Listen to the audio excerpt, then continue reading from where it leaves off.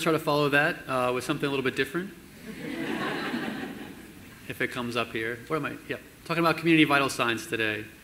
So we've been talking a lot about the social determinants of health today throughout the conference. What I'm going to talk about is what do we do with those social determinants of health once we know what they are? If we have a patient, we know where they're coming from, we know all about their community, what does that mean? What are the challenges associated with that?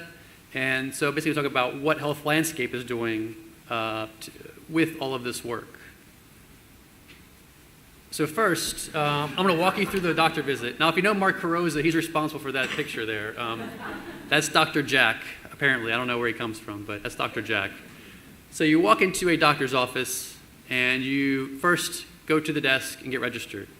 You may have to fill out some information, sign some forms, things like that. And eventually a nurse will come grab you, walk you back, and she'll take your weight, your blood pressure, some other things, maybe your temperature, and then you'll wait some more.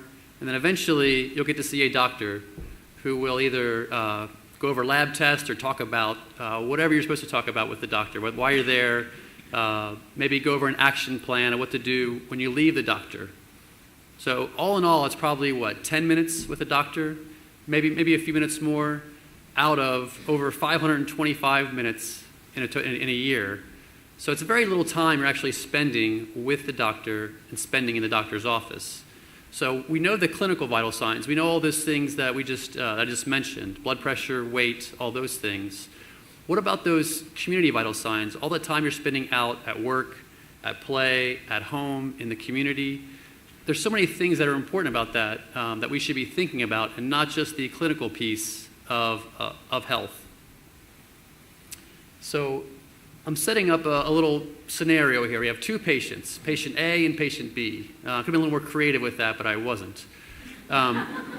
They're both adult males, age 45. Both of them are obese according to their BMI. Both are diabetic and not in very good control, A1C of over 10.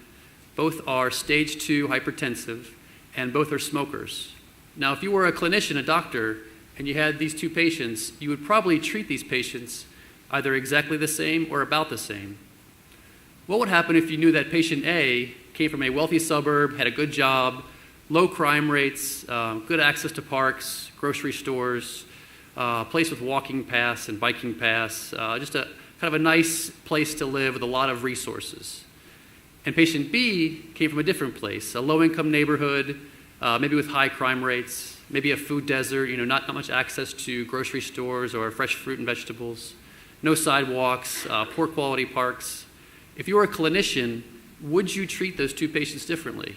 Would you do something differently with those two patients? For example, if you're creating an action plan, would you try to provide more resources for patient B to get done what you need to get done? If you're telling them they need to lose some weight or to eat more fruit and vegetables, what else would you need to do to impact patient B?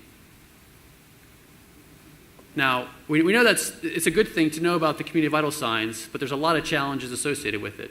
So we know all that information. What exactly do we do with it, number one? Number two, how do we know what vital signs are important? How do we know if walkability is important, if poverty is important, if being in a food desert is important? How do we know which community indicators to select? So fortunately, the Institute of Medicine has put out several reports talking about what indicators matter. So there's phase 1 and phase 2 of their capturing social and behavioral domains in electronic health records. They've also put out reports saying what are the core metrics for health and healthcare progress. There's a lot of other work being done in this area talking about what indicators matter, what indicators are important for health. There's a lot of other challenges associated with this as well.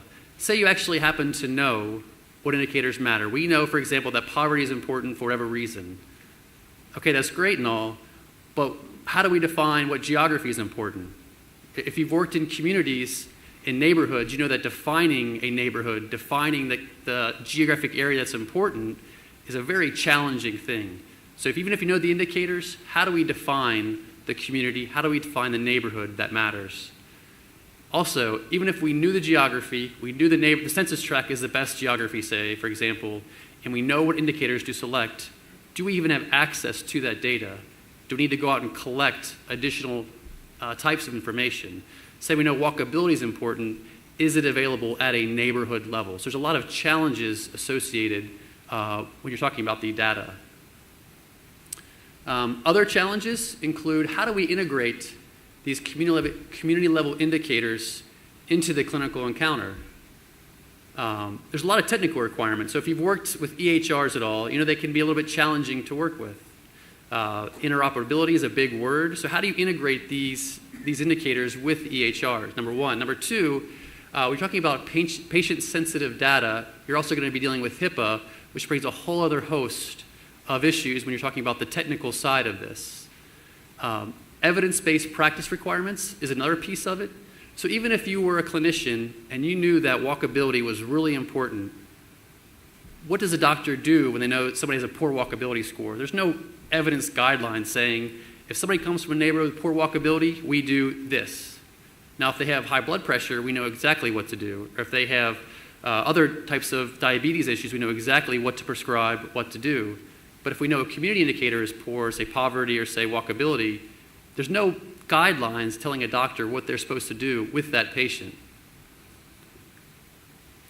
So up there now you see the Health Landscape Community Vital Signs API. This is what we are doing in Health Landscape with Community Vital Signs. So right now we have a system that's built where you can input an address, just type in your own address, and it will spit back the information on the right-hand side there of the census tract where you live, the county where you live, the zip code where you live, and a whole other host of indicators related to poverty, education, walkability, whether or not you're in a food desert. So you can do this for one address, or we're working with some folks in Oregon, Health System in Oregon, on putting in a batch of addresses. They're putting in millions of records, attaching all these community data, and they're working with it. So right now, they're attaching these records to their clinical data repository, and they have researchers trying to figure out what are the impacts of the community on these different patients. They're starting to use this for their case management. So getting this data to their case managers saying, these certain patients are coming from certain areas, how can we improve their health? So it's kind of the very beginning stages. So what's next? So the API has been built. We're working on that, improving it. We're also working on a bunch of other aspects that could be useful, which talks about incorporating the social determinants of health into EHRs. One is a community viewer on the left-hand side, that kind of map there, where a case manager could actually pull up a patient's zip code or neighborhood and look at it and say where they live and compare that to benchmark regions or other regions. The screen at the bottom there is a dashboard type tool that we're working on, where they could actually pull up a map of their patients and identify where their high-risk patients are in relation to their geography, in relation to their clinical records as well. And finally, probably the most challenging piece in what we're really pushing towards is trying to integrate the social determinants of health into the clinical encounter.